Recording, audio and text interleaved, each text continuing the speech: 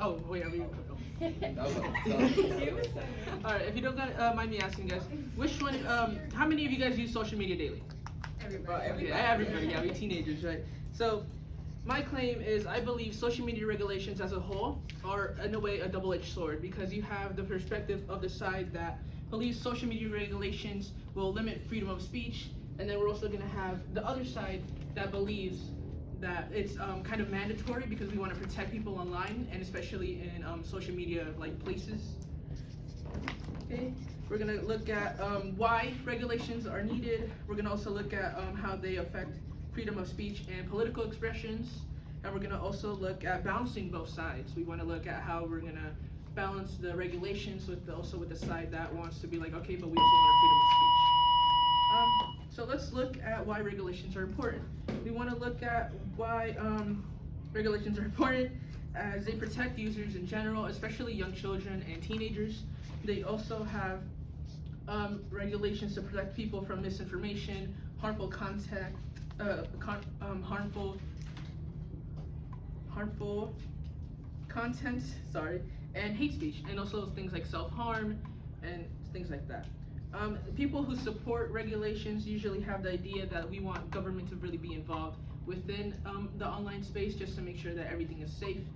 And we also have the idea that platforms should be held accountable, especially the users who are saying these things online or having a negative impact on communities. And they overall believe that public health and safety should be a priority compared to the freedom of speech.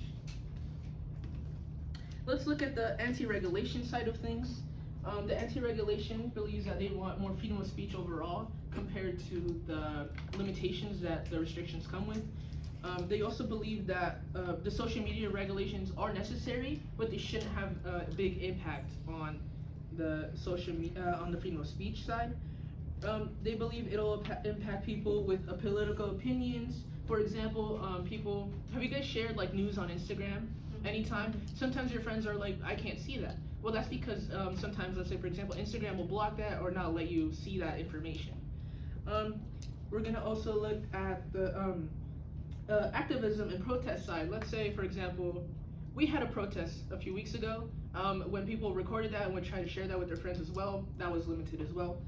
And they also limit controversial discussions online. Let's say like group chats and stuff. It'll be like, hey, are you comfortable seeing this, or do you want to even talk with these people? We do this in here all the time. So imagine online. And then they also believe, as I said, that the control by the government would really impact their freedom of speech, and overall just limit that. Okay. There is tension between both sides in the sense that both of them, as I said before, believe that regulations are good. Just the way they want to go about it is very fundamental. The regulations impact millions of users every day, but we really have to question on both sides again. When you put regulations in place, who is it impacting, and like how is it impacting them? Like, are you truly protecting these people or limiting their freedom of speech, or limiting their freedom of speech and protecting the wrong people, if that makes sense? And overall, regulations are really complex. They're kind of strict, and we really want to just reduce the harm, but also, as I said, have the balance to keep the freedom of speech. And that's kind of everything. Okay.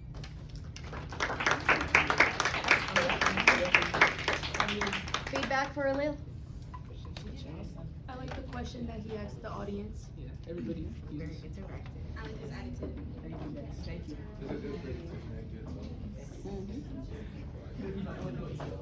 Awesome. Me? Yeah. A little.